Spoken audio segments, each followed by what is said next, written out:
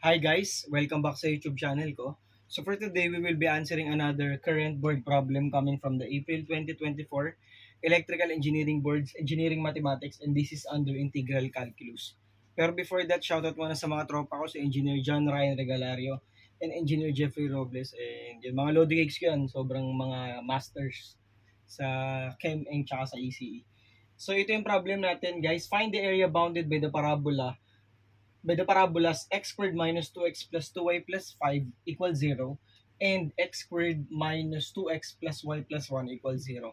Siyempre, during board exam, ang gusto naman nating approach is yung mabilisan na kasi time pressure yan mga Lodi Gigs eh. If you will go the classic way, kailangan mo pa siya i-drawing. Pero what if ang gawin naman natin sa problem na to is we will apply quick math. I mean, gamit tayo ng mga quick solutions na kung saan pwede natin siyang masolve na mas mabilis. So, paano natin gagawin yan, Sir IJ? Okay, so first thing, dapat alam natin na ang area bounded between two curves is just the integral of y upper minus y lower evaluated from x sub 1 up to x sub 2 dx. So, ito muna yung first concept natin, mga Lodi Gigs. Paano natin kukunin yung area ng dalawang bounded by two curves, that is just the y upper or y na nasa right or nasa kaliwa, pero usually y upper yan minus y lower from x sub 1 to x sub 2. So that is just the definite integral. So kung mapapansin natin dito mga Lodi Gigs, common yung x squared minus 2x eh. Doon pa lang makikita nyo na. So ito yung gawin nating solution. Mabilisan lang to by Sir IJ. X squared minus 2x plus 2y plus 5 equals 0. And we have x squared minus 2x plus y plus 1 equals 0. So kung gusto nyong gawin yung classical, okay lang. Pero tuturo ko sa inyo mga mabilisan na lang mga Lodi Cakes. Napansin mo, common to, pwede mong isubtract tong dalawang equation. 2y minus y, that is y. 5 minus 1, that is 4, equals 0. Kasi 0 minus 0 is 0. So you have y equals negative 4.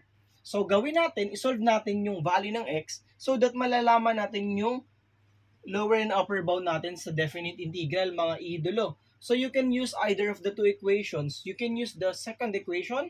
So we have x squared minus 2x plus y, which is negative 4 based from our elimination a while ago.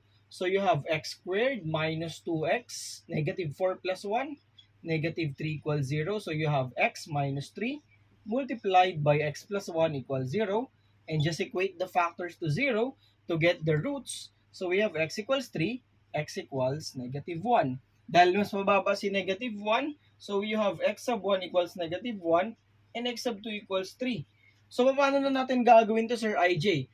Just get the y, mga Lodi Gigs, ng mga sa equation natin. Dito kasi 2y siya, ito y.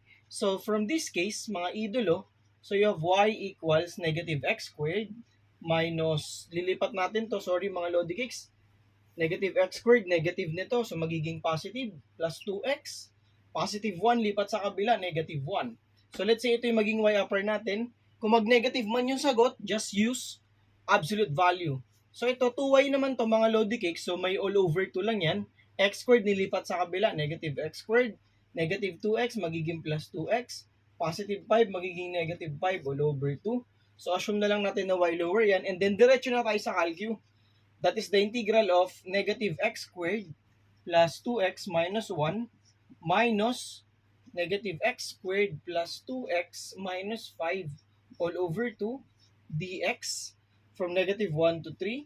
So we will just use our calculators. So ang gamit ni Sir IJ is CARS calculator, which is recommended by PRC.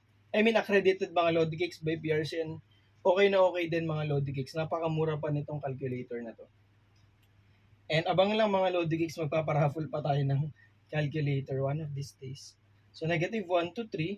So the final answer here will be equal to 16 over 3 square units. Ganun lang siya mga idol. Para kapag yung sa time pressure medyo mabawasan, nakita mo common, solve mo yung y. Pag nakuha mo ng y, solve mo yung x, makalalaman mo yung boundaries. And then just use this concept, solve mo yung y sa bout equation, and then kahit ano naman yung i-substitute mo, kung negative man yung lumabas sa'yo, mga Lodi Cakes, absolute value mo lang. Therefore, the final answer for this board problem is letter D. So yun guys, sana may natutunan kayo or na-refresh man lang kayo for today's video. And maraming salamat sa mga idol natin na patuloy na sumusuport sa channel natin. Pagpalain kayo palagi ni Lord. Kita-kits sa mga susunod na tutorials natin and bye-bye and God bless mga Lodi Kids. Thank you!